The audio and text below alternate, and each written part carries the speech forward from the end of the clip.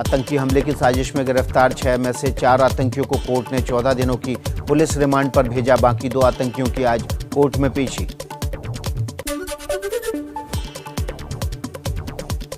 देश को दहलाने की दाऊद इब्राहिम की साजिश नाकाम। दिल्ली पुलिस की स्पेशल सेल ने 3 राज्यों से 6 आतंकियों को गिरफ्तार किया।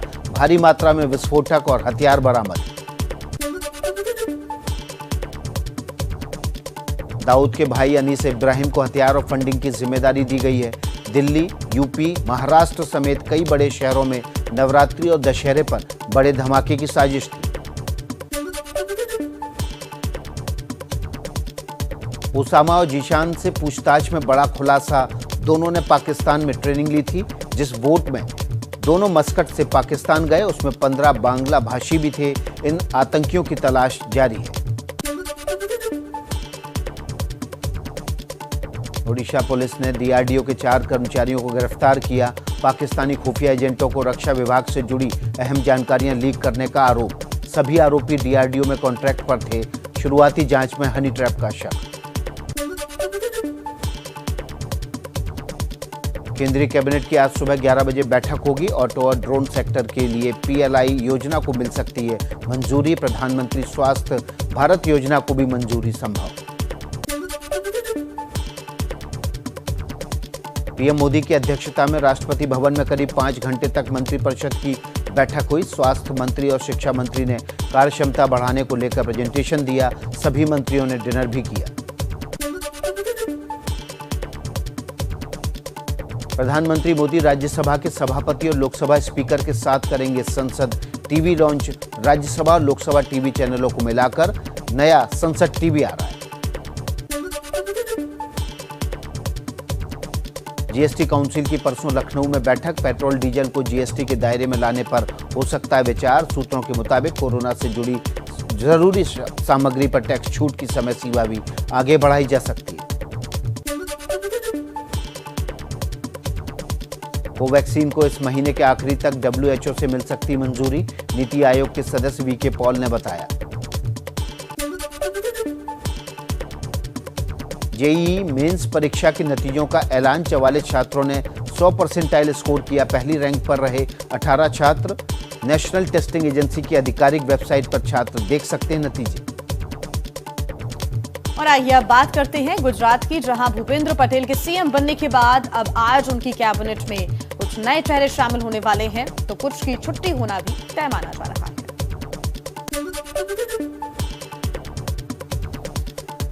गुजरात की कमान भूपेंद्र पटेल के हाथ में आने के बाद आज नया मंत्रिमंडल ले सकता है शपथ। सूत्रों के हवाले से खबर, 10 मंत्री शपथ ले सकते हैं। रूपाणी कैबिनेट में रहे दिग्गज मंत्रियों का पत्ता भी कट सकता है। बाढ़ की कहर से जूझते गुजरात के जामनगर और राजकोट में आज भी भारी बारिश का अलर्ट। पिछले 24 घंटे में 200 से ज्यादा लोगों को बचाया गया। अब तक 7,000 से ज्यादा लोग सुरक्षित जगहों पर भेजे गए। गुजरात के सीएम भूपेंद्र पटेल ने बाढ़ प्रभावित जामनगर और राजकोट के इलाकों का दौरा किया। बाढ़ पीड़ितों से मिलकर उनका हाल भी जाना। गुजरात के सौराष्ट्र क्षेत्र में आने वाले जूनागढ़ में बाढ़ से हालात बहुत खराब हैं। सैकड़ों गांवों का संपर्क टूटा। बाढ़ वाले तीनों जिलों में लगातार रेस्क्यू ऑपरेशन में जुटी हुई है एनडीआरएफ और वायुसेना। बाढ़ बारिश की वजह से राजकोट, जामनगर, जूनागढ़ जिलों से गुजरने वाले 18 स्टेट हाईवे समेत 200 से ज्यादा सड़कें हैं बंद। सरकार का दावा, हर हालात पर है नजर। गुजरात के 8 महानगरों अहमदाबाद, गांधीनगर, राजकोट, सूरत, जामनगर, भावनगर, जूनागढ़ और वडोदरा में 25 सितंबर तक रात 11 से सुबह 6 बजे तक रात्रि कर्फ्यू बरकरार रहेगा।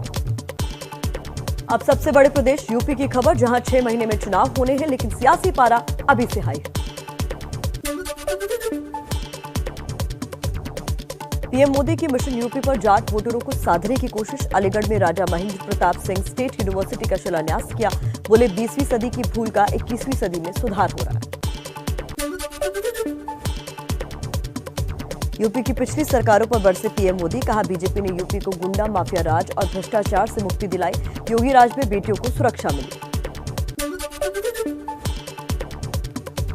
पीएम मोदी ने अलीगढ़ में डिफेंस कॉरिडोर की भी शुरुआत की। बोले अलीगढ़ के तालों ने घरों की रक्षा की, अब अलीगढ़ सीमाओं की सुरक्षा में लगेगा।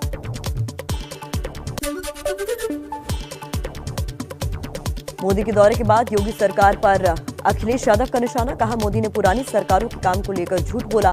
माफियाओं के नाम पर गरीबों का घर तोड़ रही है योगी सरकार। चुनाव से पहले आज यूपी को बड़ी सौगात देंगे सीएम योगी। अलग अलग जिलों में बनने वाली सड़कों का लोकार्पण और कोसी मथुरा में पेप्सिको की 814 करोड़ की लागत से बने प्लांट का शुभारंभ करेंगे। अयोध्या में आम आदमी पार्टी ने निकाली तिरंगा यात्रा। मनीष सिसोदिया बोले, सभी 403 सीटों पर चुनाव लड़ेंगे। अच्छी सरकार की सबसे बड़ी प्रेरणा राम राज्य, राम के सहारे सबका बेड़ा पार। यूपी में राम के नाम पर छिड़ी जंग। यूपी के कानून मंत्री ब्रजेश पाठक ने आम आदमी पार्टी पर निशाना साधा। कहा, जो लोग पहले श्री राम का दर्शन और अयोध्या आने से कतराते थे, आज वो अयोध्या के चक्कर लगा रहे हैं। समाजवादी पार्टी और बीएसपी के साथ गठबंधन के सवाल पर बोले एआईएमआईएम चीफ असदुद्दीन ओवैसी, अगर वो बात करने के लिए तैयार हैं तो हम सबसे बात करेंगे। बिहार में बीजेपी विधायक हरिभूषण ठाकुर बोले, ओवैसी देश में दूसरा जिन्ना बनना चाहते हैं। ओवैसी का एजेंडा सिर्फ तालिबानीकरण, इस्लामीकरण है।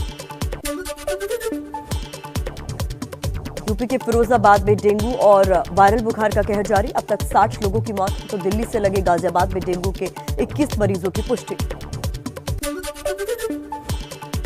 फिरोजाबाद में डेंगू के कहर के बीच बकरी के दूध की कीमतें आसमान पर। 1,500 रुपए प्रति लीटर तक बिक रहा है बकरी का दूध। परेशान लोगों ने कहा, प्रशासन बंद करवाए मुनाफाखोरी का धंधा। चलिए अब बात कर लेते हैं कुछ और खबरों की।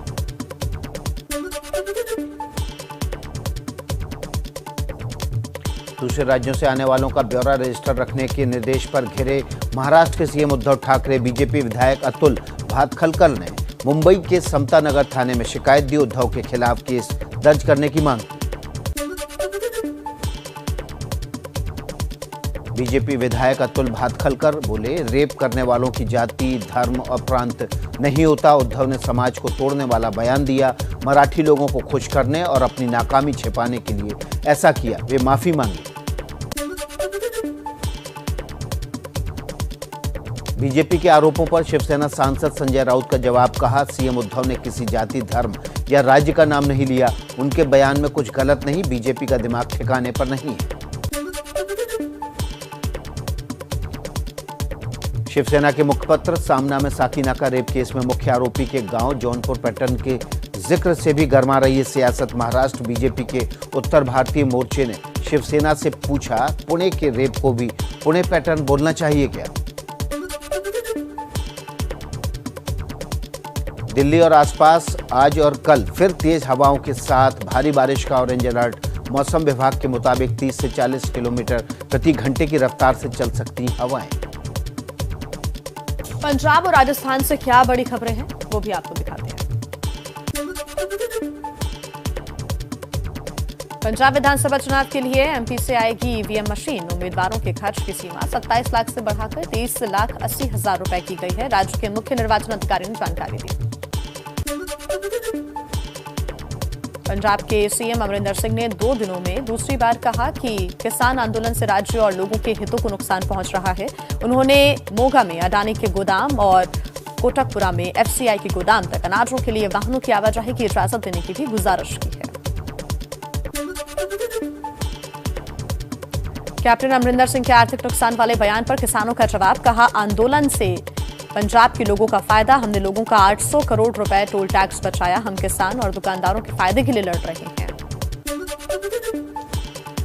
पंजाब में कोरोना वैक्सीन की एक भी डोज नहीं लेने वाले सरकारी कर्मचारियों को आज से छुट्टी पर भेजेगी कैप्टन सरकार। डोज के लिए आज तक दी गई थी मियाद। राजस्थान में हनी ट्रैप मामले से गरमाई सियासत। सचिन पायलट खेमे के कांग्रेस विधायक वेद प्रकाश सोलंकी का दावा, हनी ट्रैप में फंसाकर सियासी रंजिश का शिकार बनाने की कोशिश की गई। विपक्ष ने गहलोत को घेरा। राजस्थान की जयपुर पुलिस का खुलासा, नीट का पेपर जयपुर में लीक हुआ था और इस मामले में कुल 8 लोगों की गिरफ्तारी। नकल के लिए 35 लाख में हुआ था सौदा। बिहार से आने वाले एक सांसद बड़ी मुसीबत में फंस गए हैं, तो बंगाल में ममता से जुड़ी नई खबर क्या मिली है, चलिए उस पर नजर डालें। बिहार के समस्तीपुर से एलजेपी के सांसद प्रिंस राज के खिलाफ दिल्ली पुलिस ने दर्ज किया रेप का मुकदमा। कोर्ट ने दिया था आदेश। पीड़िता ने दिल्ली के फ्लैट में रेप और अश्लील वीडियो बनाने का आरोप लगाया। बिहार की राजधानी पटना में बच्चों को चपेट में लेते मौसमी बुखार के बीच शहर में पिछले 8 दिन से गंदगी के ढेर, समान वेतन समेत कई मांगों को लेकर सफाई कर्मचारी नगर निगम दफ्तर के सामने धरना दे रहे हैं। बक्सर जिले में सरकारी अस्पताल की बेदर्दी से एक मरीज की तड़प कर मौत। देर रात लाए गए मरीज के लिए अस्पताल का दरवाजा नहीं खोला गया, जिससे इलाज के अभाव में उसकी दरवाजे पर ही मौत हो गई। टीएमसी ने सुष्मिता देव को राज्यसभा के लिए नामित किया। सुष्मिता देव बोली, ममता बनर्जी चाहती है कि संसद में महिलाओं का प्रतिनिधित्व हो, पूरी निष्ठा से जिम्मेदारी निभाऊंगी। तो अब मध्य प्रदेश समेत देश के कुछ और राज्यों की खबरों से आपको रूबरू करा देते हैं, जिन्हें जानना आपके लिए बहुत जरूरी है।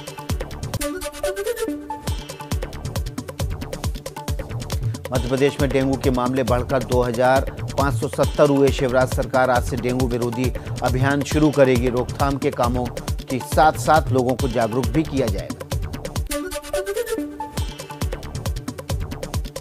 एमपी की सिवनी के पेच टाइगर रिजर्व में बाघ के एक नजारे ने पर्यटकों को खुश कर दिया। बाढ़ के पानी में उतरकर फिर अपनी टेरिटरी मार्क करते हुए पेड़ से लिपटा बाघ सोशल मीडिया पर वायरल है वीडियो।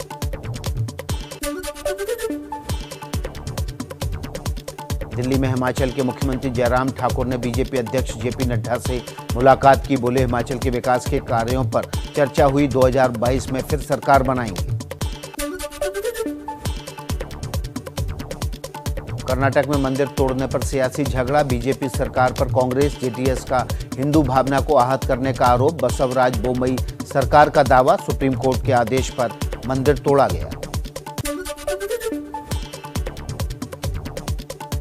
ओडिशा में लगातार बारिश की वजह से हुए हादसों में पिछले 2 दिन में 4 लोगों की मौत। करीब 4000 लोगों को सुरक्षित निकाला गया। ओडिशा के 12 जिलों में रेड अलर्ट है।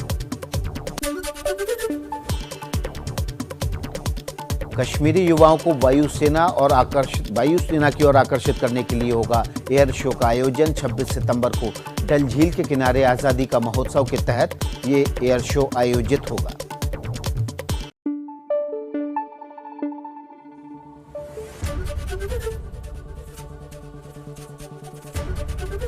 एबीपी न्यूज आपको रखे आगे।